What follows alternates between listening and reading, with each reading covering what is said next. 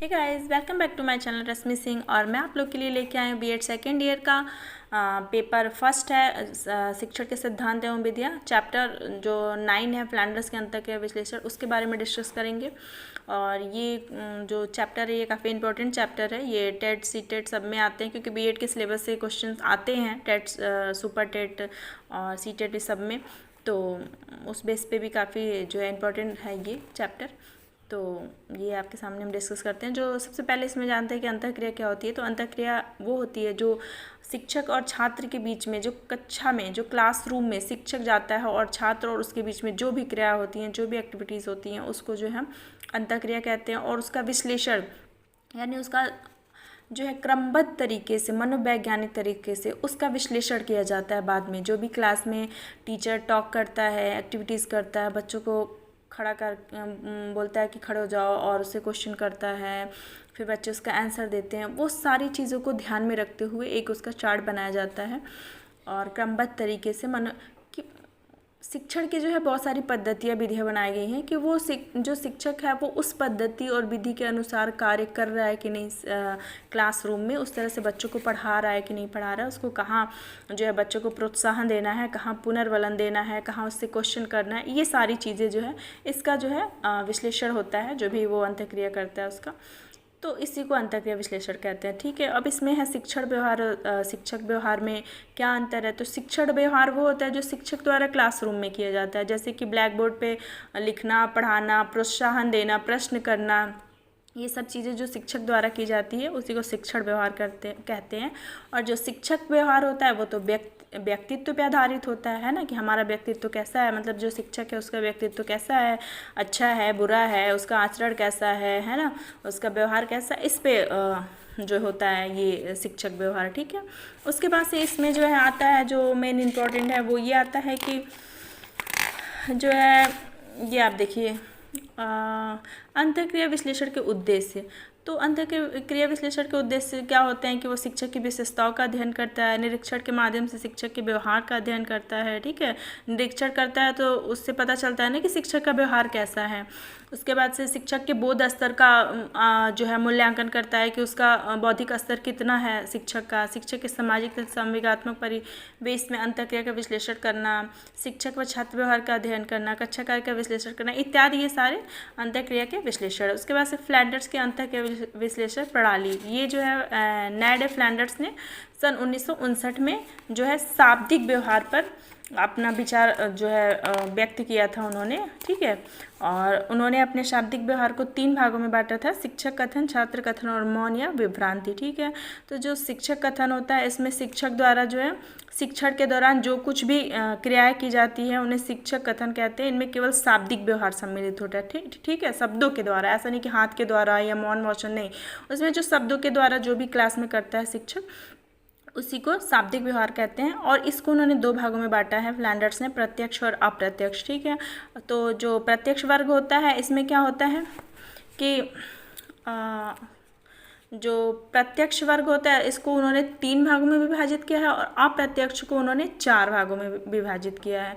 तो जो अप्रत्यक्ष है उसमें क्या है कि विचार स्वीकृति, प्रशंसा या प्रोत्साहन देना, स्वीकृति या छात्रों के विचारों का उपयोग करना, प्रश्न करना। ठीक है, यानी कि विचार स्वीकृति यानी छात्राओं की भावनाओं तथा अनुभूतियों को सहज रूप से स्वीकार करना। ठीक है, ऐसा नहीं कि छात्र जो है थोड़ा रूड बोल दिया या क्वेश्चन गलत बता रहा तो उसको आप थप्पड़ जड़ दिए, नहीं, उसको आपको स्वीकार करना आराम से कि मतलब हाँ ठीक है तुम बोलो। ठीक है, उसको प्रोत्साहन देना कि हाँ ठीक है जो कह रहे हो सही है, वो नकारात्मक हो या चाहे जैसा भी हो, स्वीकारात्मक हो, जैसा भी हो उसको आपको स्वीकार करना है। ठीक है, और क्या करना है, स्मरण तथा भविष्य कथन के रूप में हो सकते हैं। उसके बाद प्रशंसा या प्रोत्साहन, फिर उसको टीचर जो होता है, शिक्षक होता है, उसको छात्र को प्रशंसा करनी चाहिए, उसको पुनर्बलन प्रदान करना चाहिए कि हाँ तुम बहुत अच्छा कर रहे हो, ठीक है, बहुत अच्छा है, इस तरह से। स्वीकृति या छात्रों के विचार का उपयोग। ठीक है, उसके बाद से इसमें है कि छात्रों के विचारों को स्वीकार करना, विचारों का स्पष्टीकरण करना, उनको उपयोग करना। उनके विचार जो होते हैं उनको क्या करिए, आप स्वीकार करिए, उसको स्पष्ट कीजिए कि नहीं ये तुम्हारा गलत है, ये सही है। ठीक है, और उनका उपयोग करिए जब फ्यूचर में आप उनका अधिगम करा रहे हैं तो। उसके बाद इसमें है प्रत्यक्ष व्यवहार के 3 विशिष्ट श्रेणियाँ, है ना। अप्रत्यक्ष को उन्होंने 4 और प्रत्यक्ष को 3। तो तीसरे में जो प्रत्यक्ष है उसमें भाषण देना है, जो क्लासरूम में आप व्याख्या कर रहे हैं, भाषण देते हैं चैप्टर पे, वो है।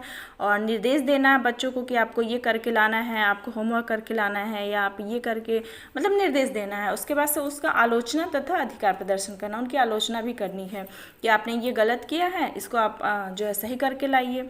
उसके बाद से 7वां है जो दूसरा इनका है वो है छात्र कथन। छात्रों द्वारा कक्षा में प्रदर्शित शाब्दिक व्यवहार, क्रियाएं, अनुक्रियाएं छात्र कथन के अंतर्गत आते हैं। जो छात्रों के द्वारा, अभी तक तो सब शिक्षक के द्वारा था, अभी इसमें छात्रों के द्वारा आ गया है। जो छात्र जो है कक्षा में शाब्दिक व्यवहार करते हैं, क्रियाएँ करते हैं, अनुक्रियाएँ छात्र कथन के अंतर्गत आते हैं, ठीक है। फ्लैंडर्स ने इस छात्र कथन को भी 2 भागों में बांटा है। किस तरह से? एक छात्र कथन अनुक्रिया और दूसरा छात्र कथन सोपक्रम, ठीक है।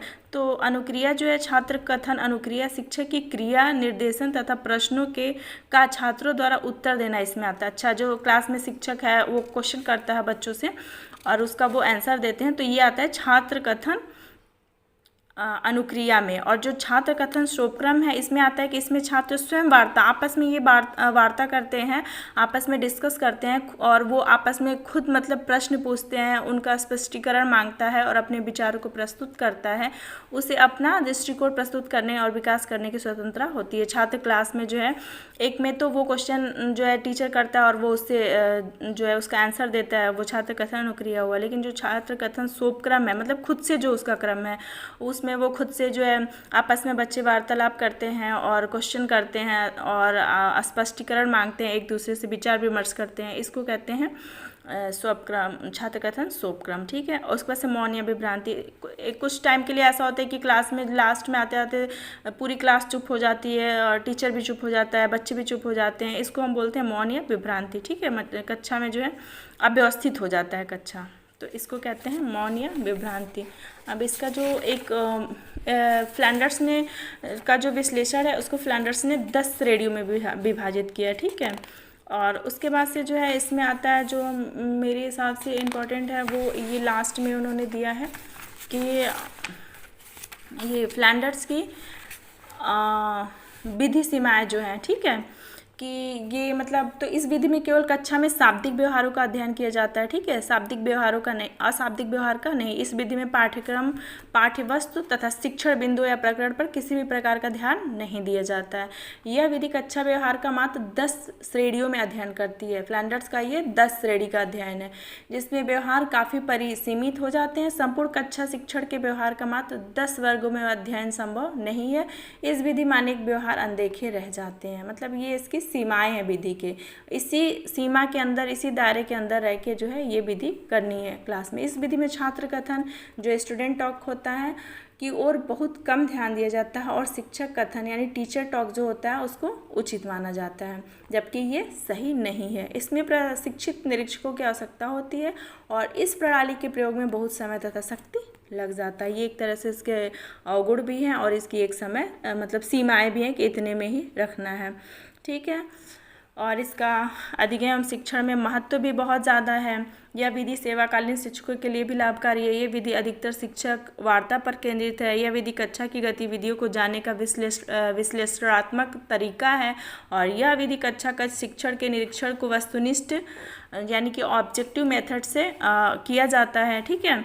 इसमें अनुकरणीय तथा सूक्ष्म शिक्षण, ठीक है, अनुकरणीय तथा सूक्ष्म शिक्षण में यह विधि बहुत लाभकारी होती है। यानी कि इसके कुछ मतलब अच्छा भी है ये विधि और मतलब इसमें जो है थोड़ी सी प्रॉब्लम भी है, वो तो सब विधियों में होती है।